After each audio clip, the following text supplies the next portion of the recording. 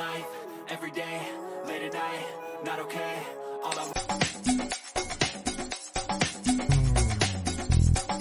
Showbiz Kachika TV. Hello mga kachika!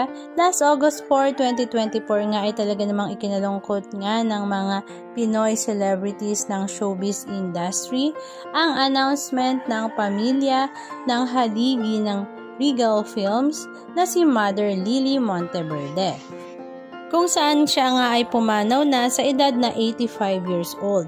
Napakarami nga ang mga Regal babies ang talaga namang nalungkot sa balitang ito. At parang ang nagkaroon ng reunion dahil ang mga Regal babies nga sa panahong 80s ay nagsama-sama sa lamay ni Mother Lily.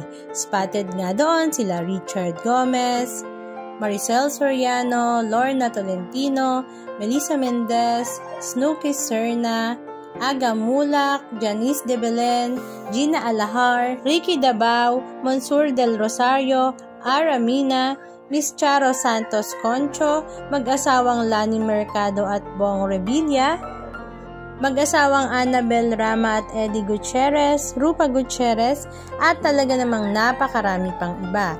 Napakarami nga ang nalungkot sa balitang ito na pagkawala nga ni Mother Lily at lahat nga ay binalikan ang talaga namang napakaganda niyang naitulong sa showbiz industry.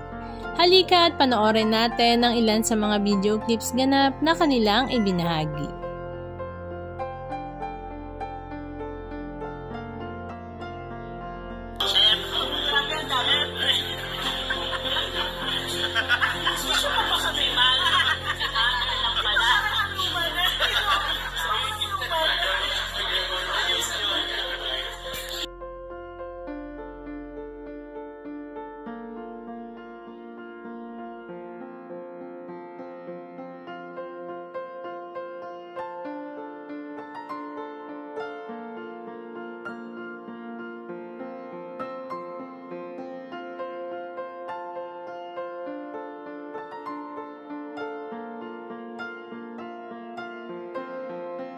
Anong masasabi niyo mga kachika? Just comment down below.